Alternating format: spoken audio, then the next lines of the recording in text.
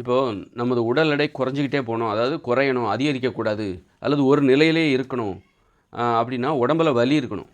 யார் உடம்புல வலி இல்லையோ அவர்களுடைய உடல் பருமன் ஆகிட்டே இருக்கும்.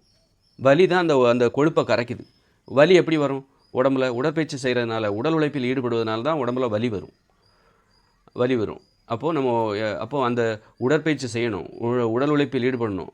அப்போ தான் அந்த உடம்புல கொழுப்பெல்லாம் கரையும், உடல் பருமன் ஏற்படாது. உடம்புல வலி இல்லைன்னு வச்சுக்கோங்களேன், வலி இல்லாத ஒரு வாழ்க்கை வாழ்கிறோம், நம்ம நடக்கிறதே கிடையாது, உடற்பயிற்சியே செய்கிறது கிடையாது, ஆஃபீஸில் நோகாமல் உட்காந்து வேலை பார்க்குறோம், உடம்புல வலிக்கலை ஆனால் மனசில் வலி இருக்குது, மூளையில் ஒரு வலி இருக்குது அப்படின்னா உடம்புல வலி இருந்தால் தான் உடல் பருமன் குறையும். அல்லது உடல் பருமன் ஏறாது, குறையாது, அல்லது ஏறவும் ஏறாது, ஒரே நிலையில் இருக்கும்.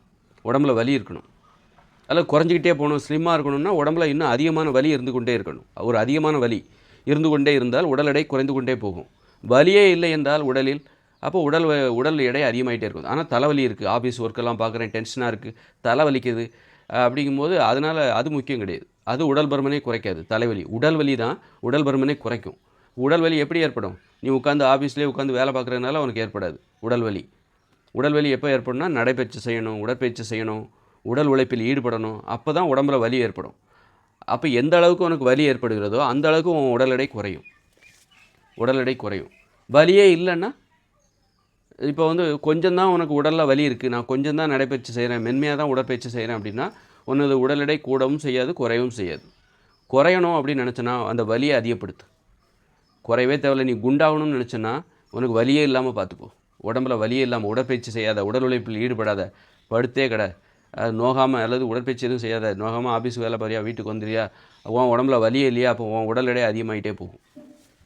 அப்போ உடம்புல வலி இருந்துக்கிட்டே இருந்தால், ஒருத்தர் ஒல்லியாக இருக்கார், ஸ்லிம்மாக, அப்போ உடம்புல அவருக்கு வலி இருக்குன்னு அர்த்தம். நல்லா வலிக்குது, வலிக்க வாழ்ந்து கொண்டு இருக்கிறார், அதனால தான் உடம்பு ஒல்லியாக இருக்குது. நல்லா ஃபிட்டாக இருக்காருன்னா பயங்கர வலி இருக்குன்னு அர்த்தம். அதுதான் வலிமைங்கிறோம். ரொம்ப வலிமையான உடம்புப்பா, வலி நிறைந்த உடம்பு, அந்த உடம்பில் வலியின் தன்மை தெரிகிறது, அதான் வலிமை.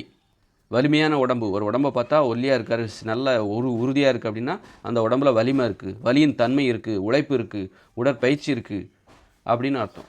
ஒரு உடம்பு லூஸாக இருக்குது, ஃபிட்னஸே இல்லை, குண்டாக இருக்காருன்னா வலிமையே இல்லை இந்த உடம்புல. அவர் வலியவே சந்திக்கவில்லை, உடற்பயிற்சி செய்யவில்லை. வலி எங்கேருந்து வரும்? உடற்பயிற்சியிலேருந்தும் உடல் உழைப்புலேருந்து தான் வரும்.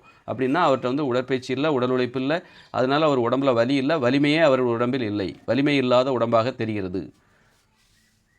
இதுதான் அதனால் வலி இருந்தால் அந்த வலியை அதிகப்படுத்தும் போது உடல் எடை குறைந்து கொண்டே போகும். வலி ஒரு அளவில் தான் இருக்குது அப்படின்னா குறைவும் செய்யாது, கூடவும் செய்யாது. வலியே இல்லை என்றால் உடல் எடை அதிகரித்து கொண்டே போகும்.